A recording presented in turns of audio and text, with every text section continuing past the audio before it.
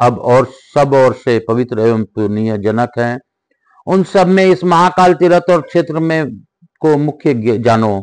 व्यास जी ने पूछा, मुने उज्जैनीपुरी का नाम पहले कनक श्रृंगा क्यों हुआ, फिर उसका कुशस्थली नाम कैसे हुआ, आगे चलकर अवंती नाम कैसे पड़ा, पद्मावती और उज्जैनी नामों का भी हेतु क्या है, यह सब बतावें। सनत कुमार जी ने कहा, एक समय महादेव जी तथा ब्रह्मा जी स्वर्णमय शिखरों से युक्त अद्भुत पुरी का दर्शन करने के लिए भूतल पर आए। यहाँ आकर उन्होंने संपूर्ण विश्व के स्वामी भगवान विष्णु रूप को नमस्कार किया। विष्णु रूप ने भी विधि और आदर के साथ सेवकों सहित उन दोनों का स्वागत सत्कार किया और पूछा, युग महेश्वर तथा ब्रह्मा जी, आप दोनों अपने अनुगामियों सहित देवलोक में पृथ्वी पर कैसे पधारे हैं। यह सुनकर ब्रह्मा और महादेव जी बोले, प्रभु, यहाँ आप विराजमान हैं, वही हम दोनों का भी स्नेह है। आपके बिना हमें स्वर्ग, पृथ्वी अथवा पाताल में भी सुख नहीं है। भगवान अपने वह स्वर्णमय शिखर वाली विचित्र पुरी कब बसाई है। जगदीश्वर, आप यहाँ हमें भी ध्यान दें। यह सुनकर विश्व रूप में विष्णु ने प्रसन्नचित होकर कहा, मैं आप दोनों को अभीष्ट स्थान देता हूँ। प्रजापति, इस पुरी के उत्तर भाग में आपका स्थान है और महेश्वर, आपके लिए दक्षिण भाग में स्थान दिया गया है, अतः आप वहां पधारें। आप दोनों ने इस पुरी को स्वर्णमय शिखर वाली बताया है, इसलिए यह संसार में कनक श्रृंगा नाम से विख्यात होगी। इस प्रकार इस पुरी का प्रथम नाम कनक श्रृंगा बताया गया है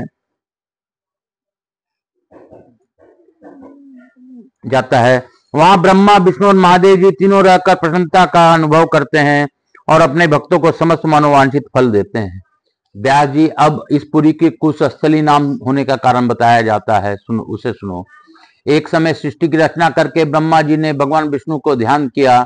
उनके ध्यान करने पर विश्व रूपधारी भगवान विष्णु ने ब्रह्मा जी से कहा, ब्राह्मण, आपने मेरा उत्तम रीति से ध्यान किया है, इसलिए मैं आपके पास आया हूँ। समस्त प्राणियों की रक्षा के लिए उद्यत हुए मुझको देखिए।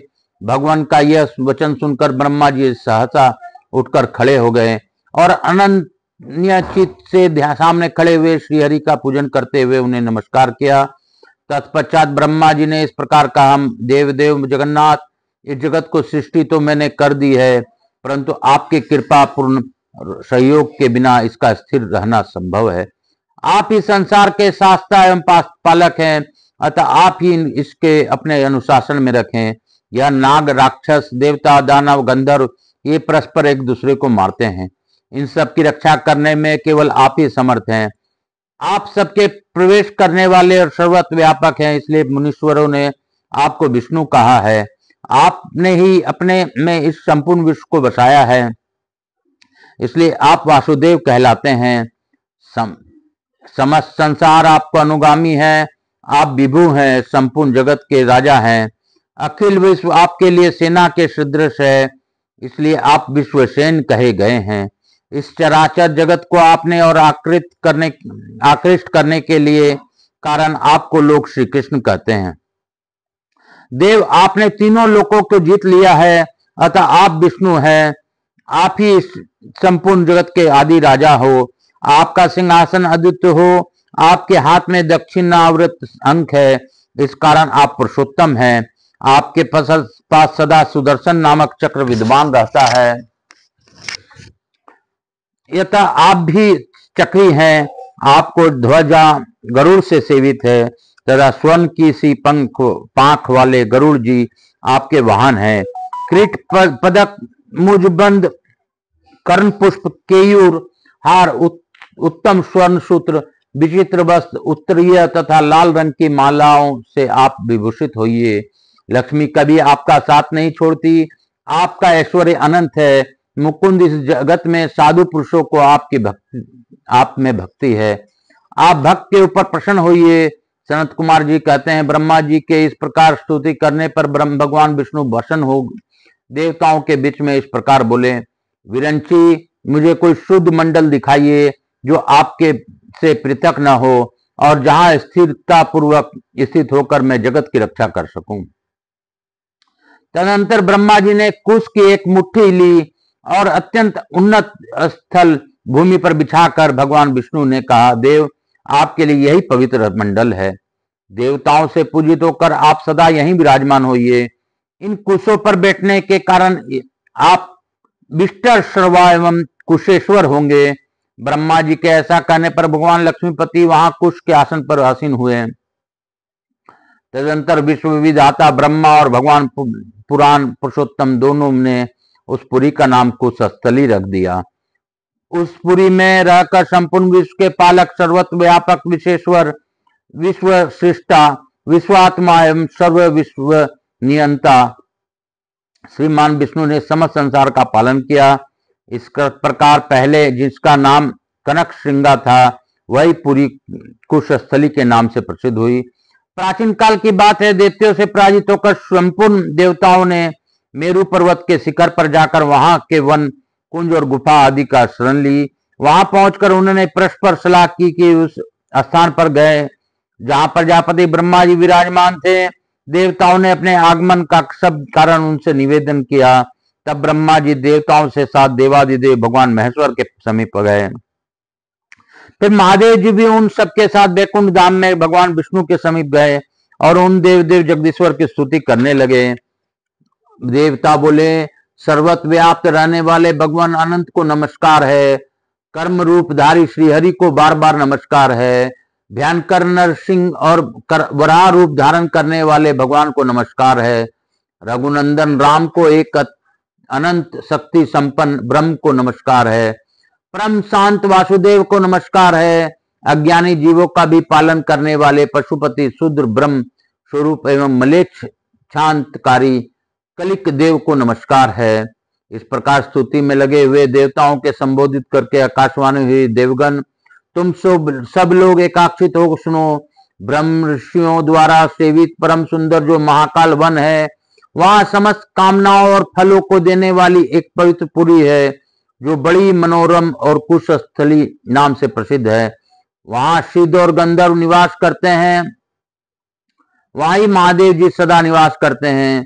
कल्पांत काल में जब समस्त चराचर प्राणी नष्ट हो जाते हैं, तब सब तीर्थ, समस्त पुण्य मंदिर, नदी, समुद्र, सरोवर, उपवन, औषधि, वृक्ष, लता, यंत्र, मंत्र, शुभ अशुभ, नक्षत्र और सूर्य चंद्रमा आदि जगत का अभाव हो जाता है। उस समय सबके बीच पुण्य जीव कर्म तथा आश्रय कर्मों के संस्कार सबको लेकर भगवान शिव उस पुरी में स्थित होते हैं। अतः कुशस्थली पुरी सबके लिए परम हितकारी है। वहां मनुष्यों द्वारा किया हुआ थोड़ा सा भी दान अनंत गुना हो जाता है। तुम सब लोग यत्न पूर्वक वहीं जाओ। उस तीर्थ में जाकर तुम सब लोग उत्तम विधि से स्नान, दान आदि शुभ कर्म करो। उस पुण्य के बल से तुम्हें पुनः स्वर्गलोक की प्राप्ति होगी। वह आकाशवाणी सुनकर ब्रह्मा और शिव आदि सब देवता मस्तक झुकाकर भगवान को प्रणाम करके उसी स्थान पर गए। वहां उस पुरी को देखकर देवता बहुत प्रसन्न हुए। कुशस्थली में पिशाच मोचन नाम से प्रसिद्ध एक तीर्थ है। उसमें स्नान, जप, होम और दान करने से देवताओं को अक्षय पुण्य प्राप्त हुआ। उसके बल से वे दानवों को जीतकर पुनः स्वर्गलोक में अपने अपने पद पर प्रतिष्ठित हुए हो गए। जहां प्रत्येक कल्प में देवता, तीर्थ, औषधि, बीज तथा संपूर्ण प्राणियों का पालन होता है, वह पूरी सबका अवन रक्षण करने का कारण अवंती है। आज से इस कुशस्थली का नाम अवंतीपुरी होगा। ऐसा कहकर सब देवता अपने अपने धाम को चले गए। द्विश्रेष्ठ, तभी से भूतल पर वही पुरी अवंती के नाम से विख्यात हुई है। व्यास जी, अब मैं यह बतलाऊंगा कि अवंतीपुरी का नाम उज्जैनी कैसे हुआ। एक समय सब दैत्यों के राजा महादैत्य त्रिपुर ने ब्रह्मा जी के संतोष के लिए बड़े घोर तपस्या की। एक सहस्त्र वर्ष पूर्ण होने पर ब्रह्मा जी अत्यंत प्रसन्न होकर उससे बोले, असुर श्रेष्ठ, तुम मुझसे अपना मनोवांछित वर मांगो। ब्रह्मा जी के ऐसा कहने पर त्रिपुर दैत्य बोला, ब्राह्मण में देवता, दानव, गंधर्व, पिशाच, नाग तथा राक्षस सबके द्वारा अवध्य हो जाऊं। ब्रह्मा जी बोले, बस ऐसा ही होगा, तुम निर्भय होकर विचरो। ऐसा कहकर ब्रह्मा जी वहीं अंतर्ध्यान हो गए। तब से लेकर उस दैत्य ने पहले के वैर का स्मरण करके देवताओं का महान विनाश आरंभ किया। उससे परास्त हुए देवता आपस में सलाह करके ब्रह्मा जी के पास गए और उनसे अपनी विपत्ति का सब समाचार कह सुनाया। यह सुनकर ब्रह्मा जी सहसा उठे और देवताओं के साथ महाकाल वन में जा पहुंचे। वहां उन्होंने समस्त देवताओं के साथ रुद्र सरोवर में स्नान किया, दान, जप और होम किया तत्पश्चात महाकाल जी की पूजा करके श्री ब्रह्मा जी बोले, भक्तों को अभय दान देने वाले देवदेव महादेव, दैत्य राज त्रिपुर देवताओं का बड़ा भारी संहार कर रहा है। उसने कितने द्वीप, ग्राम और नगर उजाड़ दिए, ऋषियों और सन्यासियों के आश्रम फूंक दिए। अतः आप यत्न पूर्वक उसके वध का कोई उपाय सोचिए। ब्रह्मा जी का यह वचन सुनकर महादेव जी कुछ सोच विचार कर कहा, देवताओं, इस दुरात्मा दैत्य को जीवन का कोई उपाय करूंगा। तब तक तुम लोग तपस्या करो। अवंतीपुरी में जो होम, दान आदि पुण्य कर्म किया जाता है वह सब अक्षय होता है। सब देवताओं से ऐसा कहकर भगवान शिव वहीं अंतर्ध्यान हो गए। तदंतर उस दैत्य का विनाश करने के लिए भगवान शंकर ने महापशुपत नामक शस्त्र अपने हाथ में लिया। इस समय वह महान आडंबर धारण करके समस्त प्राणियों के लिए भयंकर प्रतीत होने लगे। देवता उनकी स्तुति और जय जयकार करते हुए उनसे पीछे पीछे चले। महादेव जी ने एक ही बाण से उस महामायावी को, असुर को मार डाला। माया युद्ध से उसके 3 टुकड़े कर डाले। तत्पश्चात वे देव सेवित अवंतीपुरी में लौट आए। उस समय ऋषि, सिद्ध और चारण अत्यंत प्रसन्न हो जय जयकार के साथ भगवान सदाशिव की स्तुति करने लगे। देवताओं को पुनः अपना स्थान प्राप्त हुआ। वहीं त्रिपुर नामक दानव को उत्कर्ष पूर्वक जीता गया था, इसलिए सब ऋषि महर्षियों ने उसका नाम उज्जैनी रख दिया। तभी से अवंतीपुरी का नाम उज्जैनी पुरी हुआ। जो मानव उस पुरी में स्नान, दान आदि करते हैं उनके शरीर में कोई पाप नहीं ठहर पाता। उज्जैनीपुरी में विद्या की इच्छा रखने वाले महादेव जी की धनार्थी पुरुष, धनाध्यक्ष कुबेर की, पुत्रार्थी सुरेश्वर इंद्र की, सुखार्थी मानव दिनेश्वर सूर्य की, उत्तम बुद्धि चाहने वाले गणेश की तथा प्रिय वस्तु की इच्छा रखने वाले भगवान शेष की स्त्रोतमयी वाणी द्वारा आराधना करते हुए निवास करें। जो सौभाग्यशाली मानव सदा उज्जैनीपुरी में निवास करता है वह मनोवांछित कामनाओं का भोग करके मृत्यु के पश्चात भगवान शिव को धाम में जाता है। अब उज्जैनीपुरी का पद्मावती नाम पड़ने का कारण बतलाऊंगा। एक समय दुष्टात्मा दानवों के द्वारा धर्म की बड़ी भारी हानि हुई पहुंची। तब समस्त देवताओं ने दैत्यों से मिलकर समुद्र का मंथन किया। उस समय समुद्र से महालक्ष्मी प्रकट हुई। वे उज्जैनी के महाकाल वन में रहने लगी।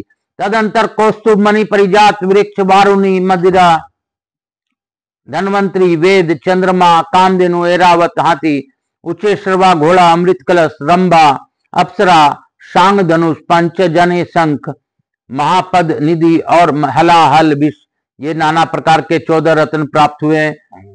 इन सब को लेकर देवता और दैत्य महाश्वर वन में आए और वहां बैठकर अमृत पीने के विषय में विचार करने लगे। वे सभी मैं पहले ऐसा कहने का होते हुए विवाद करने लगे। इसका कारण वहां बड़ा भारी कोलाहल मच गया। उसी समय वहां देव ऋषि नारद आए। उन्होंने दोनों दलों का वह कलह देखकर भगवान विष्णु की आराधना की। तब भगवान श्री हरि सबके मन को मोहने वाले नारी का रूप धारण करके वहां आए। उस सुंदरी को देखकर वे महादेव कामदेव के वशीभूत हो गए। इसी समय श्री हरि ने अपने हाथ के कोमल दिखाते हुए दैत्यों को मदिरा और देवताओं को अमृत का कलश दे दिया। राहु नामक दैत्य देवताओं का सह रूप धारण करके उन्होंने के बीच में बैठकर वह उत्तम अमृत पीने लगा। यह जानकर भगवान विष्णु ने तुरंत ही चक्र से उसका मस्तक काट डाला, परंतु अमृत का स्पर्श हो जाने के कारण उस असुर की मृत्यु नहीं हुई। वह इस महाकाल क्षेत्र में राहु और केतु के नाम से विख्यात हुआ। तत्पश्चात महाकाल वन में देवताओं ने उन रत्नों का परस्पर बांट लिया जिसमें वे रत्न भोगी वे मोहिनी देवी ने कस्तुभ मणि, लक्ष्मी, सांग धनुष तथा पांचजन्य संघ की 4 वस्तुएं भगवान विष्णु को दी। उच्चे सर्वा घोड़ा सूर्य को दिया। गज श्रेष्ठ ऐरावत इंद्र को समर्पित किया। देवताओं को अमृत और शिव जी को चंद्रमा प्रदान किया। वृक्षों में श्रेष्ठ पारिजात तथा रंभा अप्सरा को इंद्र को के कीड़ा कानन नंदन वन में भेज दिया। देवताओं को अपने खोया हुआ स्थान पुनः प्राप्त हो गया। कामधेनु गौ को यज्ञ की सिद्धि के लिए ऋषियों के अधीन किया। महापद नाम की निधि कुबेर के भवन में गई, परंतु उस हलाहल विषय का किसी ने भी आदर नहीं किया। भगवान शंकर ने जगत की हित की इच्छा से स्वयं ही उस विष को पीकर कंठ में धारण कर लिया। तभी से महादेव जी का नाम नीलकंठ हुआ। जहां रत्नों का बंटवारा हुआ, उस रत्न कुंड में स्नान करके जो मनुष्य भगवान नीलकंठ का दर्शन करता है, वह सब पापों से मुक्त होकर सब रत्नों का भोगी होता है तथा अंत में शिवलोक को जाता है। उस समय हर्ष से भरे हुए ब्रह्मा, विष्णु आदि सब देवता कहने लगे, उस उज्जैनीपुरी में आकर हम सब लोग रत्नों के भोगी हुए हैं। तथा यहाँ सब समय भगवती पद्मा लक्ष्मी निश्चल रूप से निवास करती है। अतः आज से इस पुरी का नाम पद्मावती होगा। जो महाभाग मानव इस पुरी में स्नान, दान, पूजन तथा देवताओं पितरों का तर्पण करता है, उसके शरीर में किंचन मात्र भी पाप नहीं रह जाता तथा उस दरिद्रता और दुर्गति की भी प्राप्ति नहीं होती। सनत कुमार जी कहते हैं, ब्यास जी, एक समय महर्षि लोमस ने अपने अनुभव इस प्रकार सुनाया था। लोमस जी बोले, एक बार मैं तीर्थ यात्रा के प्रसंग में कुशस्थलीपुरी में गया था। वहां भगवान महेश्वर के दर्शन मात्र से मेरे सारे रोग, सारी चिंताएं मिट गई और मैं निर्मल हो गया। वहीं दीर्घ काल तक तपस्या करके मैं जरा और रोग से रहित दीर्घायु हुआ। मैंने वहां के सब तीर्थों में स्नान किया और पवित्र एवं एकाग्रचित हो समस्त पापों से रहित हो गया। इस तीर्थ में पार्वती जी के साथ भगवान शंकर सदा निवास करते हैं। उनका श्रीअंग चंद्रमा के मुकुट से सुशोभित है। उनके अंग में चिंता का भस्म लगा रहता है। ये सब और चंद्रकला की छिटकली चांदनी छिटकाते हुए शोभा पाते हैं और इसलिए वहां पर कृष्ण पक्ष अमावस्या तिथि और अंधकार कभी नहीं हुआ। वहां की नदियां, सरोवर, बावली तथा पल्लव आदि सभी जलाशय कुमुदनी से व्याप्त होते हैं। उनसे आच्छादित हुए पृथ्वी चांदनी में डूबी हुई सी प्रतीत होती है। वहां समय कुमुदनी खिली रहती है, इसलिए उस पद्मावती पुरी का नाम कुमुदवती हो गया। जो मनुष्य एकाग्रचित हो कुमुदवती पुरी में श्राद्ध करते हैं, उनके पितर कभी स्वर्ग से नीचे नहीं गिरते। वहां का श्राद्ध अक्षय होता है। व्यास, यह कुशस्थली किस प्रकार अमरावती नाम से प्रसिद्ध हुई, वह प्रसंग सुनो। एक समय मुनि श्रेष्ठ मारीच नंदन कश्यप जी अपने पत्नी के साथ परम सुंदर महाकाल वन में बड़ी कठोर तपस्या की। तपस्या करते करते जब 1 सहस्र वर्ष पूरे हो गए, तब आकाशवाणी हुई, द्विश्रेष्ठ, तुमने फल की इच्छा से यह तीव्र तपस्या की है, इसलिए जब तक सूर्य चंद्रमा रहेंगे तब तक इस पृथ्वी पर तुम्हारी संतति बनी रहेगी। तुम्हारी पतिव्रता पत्नी आदिति ने भी तुम्हारे साथ रहकर तप किया है, इसलिए यह शिशुनी देवी सदा छाया की भांति तुम्हारे साथ रहेंगी। श्री विष्णु, वामन और चंद्रमा आदि सब देवता भी जो तुम्हारे पुत्र हैं, देवलोक में अजर अमर रूप से विख्यात होंगे। ऋषि श्रेष्ठ, तुम भी मेरे वचन से पाप रहित प्रजापति होगे। तभी से महर्षि कश्यप आदित्य और अग्नि के साथ कुशस्थलीपुरी में सदा निवास करते हैं, इसलिए देवता और असुर मानव रूप उनके समस्त प्रजा सदा वृद्धि को प्राप्त होती है। व्यास देवताओं ने महाकाल वन में अमृत पान किया था, इसलिए वे अमर हो गए। उत्तम महाकाल वन में ही जो नंदन वन है, वहीं सब मनोरथों वरों को देने वाले कामधेनु का निवास बताया गया है। समस्त ब्राह्मण में जो दिव्य वस्तुएं हैं, वे सब उत्तम महाकाल वन में स्थित हैं। यहाँ अमरों की स्थिति है, इस कारण इस पुरी का नाम अमरावती हुआ। जो इस पुरी में स्नान, दान आदि करके भगवान महेश्वर का दर्शन करता है, उसके लिए पुत्र या धन आदि कोई भी वस्तु दुर्लभ नहीं है। वह समस्त भोगों को पाता है। वह मृत्यु के पश्चात भगवान शिव के धाम में जाता है। महाभाग व्यास, यह अमरावती पुरी जिस प्रकार विशाला नाम से विख्यात हुई, वह प्रसंग भी सुनो। एक समय भगवती उमा ने शिव जी से कहा, समस्त जगत को धारण रखने करने वाले देवदेव जगदेश्वर, आप मेरे निवास के लिए समस्त कामनाओं को देने वाली पुरी का निर्माण कीजिए। पार्वती जी, यह वचन सुनकर भगवान शिव ने सब के मन को प्रिय लगने वाले सुंदर पुरी का निर्माण किया, जो बहुत ही विशाल, विस्तृत, पूर्णमयी तथा पुण्यात्मा का आश्रय था। विशाल होने के कारण ही उस सदा रहने वाली पुरी का नाम विशाला हुआ। जहाँ कहीं किसी भी अमावस्या अवस्था में रहकर भी जो नित्य विशाला नाम का उच्चारण करता है वह मनुष्य भगवान शिव के धाम में प्रतिष्ठित होता है। व्यास उस समस्त पृथ्वी पर यह संपूर्ण ब्राह्मण में विशाला के समान भोग और मोक्ष प्रदान करने वाली दूसरी कोई पूरी नहीं है। जो मनुष्य श्राद्ध काल में पितरों के उद्देश्य से यहाँ दान करते हैं उनका वह सब दान अक्षय होता है। जिन्होंने कभी दूसरे के कार्य में प्रसंग में विशालापुरी में आकर स्नान दान आदि पुण्य कर्म किया है वे जहां कहीं भी मृत्यु को प्राप्त होते रहने पर भगवान शिव के ही धाम में जाते हैं। व्यास जी इस प्रकार इस कुशस्थलीपुरी का नाम विशाला हुआ है। बोलो शंकर भगवान की जय, बोलो महाकाल राजा की जय। कालहर दुखहर दारिधर कष्टहर हर हर महादेव विशाला की जय। मेरे विशाला महादेव की जय। मेरे भोलेनाथ की बहुत ही दया है कि बाबा हम लोग को अभूतपूर्व कथाएं की ओर ले जा रहे हैं। बार बार हम लोग को अद्भुत कथा मिल रही है, यह बाबा की ही दया है। बाबा सब पर अपनी अखंड कृपा बनाए रखें।